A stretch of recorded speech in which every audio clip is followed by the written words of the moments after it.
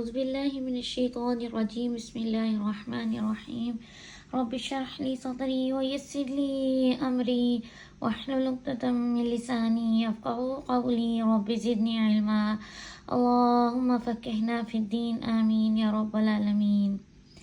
اللہ تعالیٰ جب کسی سے بھلائی کا ارادہ کرتے ہیں تو اس کو دین کی سمجھ عطا کر دیتے ہیں۔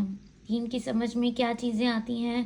اس میں آتا ہے قرآن کی تلاوت کرنا، براہ راست اس کو پڑھنا، غور و فکر کرنا اور عمل کے لیے مشعل راہ بنانا۔ اس سے بے شمار فائدے حاصل ہوتے ہیں۔ تو میرا اور آپ کا عملی نکات اس میں یہی ہے کہ ہم نے قرآن کو انشاءاللہ تعالیٰ بار بار سمجھنے کی کوشش کرنی ہے۔ اللہ تعالیٰ کا ارشاد ہے یا ایھا الناس قد جاءتکم موعظة من ربكم وشفاء لما في الصدور وهدى ورحمة للمؤمنين قل بفضل الله وبرحمته فبذلك فليفرحوا هو خير مما يجمعون۔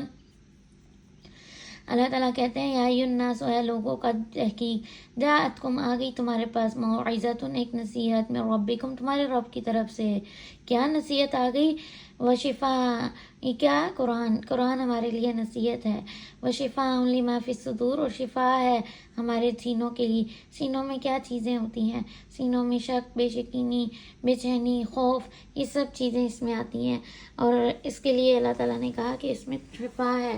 وہ ہدی و رحمہ، اور ہدایت ہے اور رحمت ہے مومنین کے لیے۔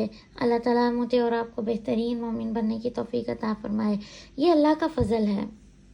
آپ دیکھیں خوف کا، ان دلوں کی جو بیماریوں میں ہم نے بات کی کہ شک، بے یقینی، بے چینی اور خوف، اس میں علاج ہے۔ ہر انسان کی زندگی میں مشکلات ہیں، اور اس کو دل کے سکون کے لیے قرآن ہی کو پڑھنا ہے، اور جو ایمان لے کر آئیں اور یقین کر لیں تو ہدایت کا راستہ ہے۔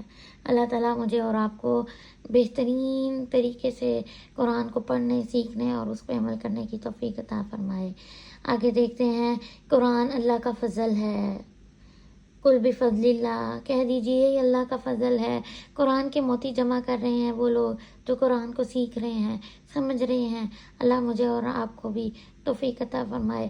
ہو سکتا ہے بہت سے لوگ اس ٹائم ڈالر جمع کر رہے ہوں، یعنی اپنی کمائی میں مصروف ہوں اور دیکھ رہے ہوں کہ کس طرح سے پیسے زیادہ کیے جا رہے ہیں، یا دنیا کے کسی اور کاموں میں لگے ہوں۔ اللہ کا قرآن کلام اللہ ہے، جس نے ہمیں پیدا کیا، ہمیں رزق دیا، اور جس کی طرف ہمیں لوٹ کر جانا ہے۔ اور پھر پڑھنے کو تو گھر میں بھی پڑھ سکتے ہیں، لیکن مجلسوں میں جانا ہمارے لیے بہترین ثابت ہو سکتا ہے، کیونکہ نبی صلی اللہ علیہ وسلم نے فرمایا، صحیح مسلم کی حدیث ہے، جو لوگ اللہ کے گھروں میں سے کسی گھر میں اللہ کی تلاوت کرتے ہیں، یعنی سمجھ کر پڑھتے ہیں قرآن کو، اللہ کے کلام کی تلاوت کرتے ہیں، ایک دوسرے کو سکھاتے ہیں، ان پر سکینت رحمت نازل ہوتی ہے، سکینت طاری ہوتی ہے، سکون کا باعث ہے قرآن۔ واقعی قرآن سکون کا باعث ہے۔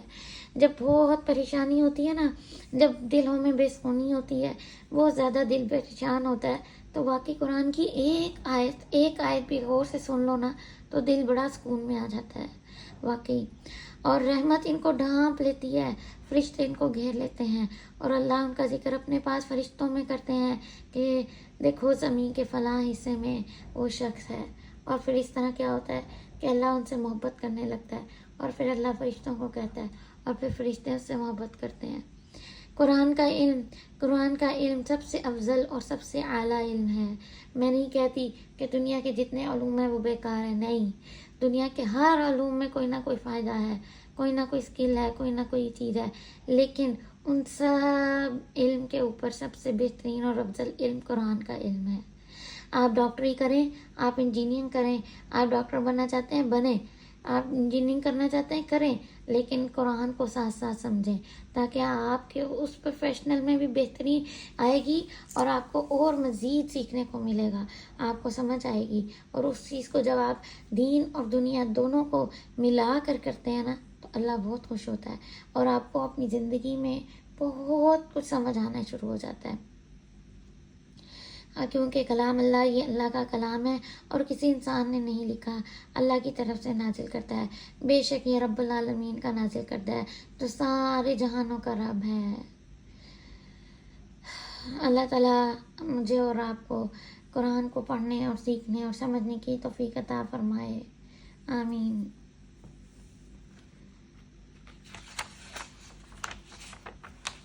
اللہ کا ہم پر فضل اور اس نے پڑھنے پڑھانے کی توفیق دی اور نازل نبی صلی اللہ علیہ وسلم پہ کیا، جو رسول اللہ جن کو جو سارے جہانوں میں افضل، اور فرشتے وہ جو جبرائیل علیہ السلام جو تمام فرشتوں میں افضل۔ تو اللہ تعالیٰ نے کتنے بہترین کلام کو ہمارے اوپر نازل فرمایا۔ شیخ صالح المرجد کہتے ہیں قرآن کا پڑھنا، سیکھنا، حفظ کروانا، سکھانا، حفظ کرنا، مطالعہ کرنا، تعلیم دینا، یہ سب اشرف کام ہے، بہترین کام۔ میں آپ کو پھر دوبارہ کہوں گی کہ یہ نہیں ہے کہ آپ اپنا دنیا کی ڈگری حاصل کرنا چھوڑ دیں، نہیں، لیکن اس کے دوران تھوڑا سا وقت اپنے دین کے علم کو سمجھنے کے لیے بھی لگائیں۔ ہمیں اپنی جان اور مال لگانا ہے تو اس کام کے لیے لگانا چاہیے۔ جو قرآن میں مصروف ہوتے ہیں ان کو اہل اللہ کہا جاتا ہے، اہل اللہ،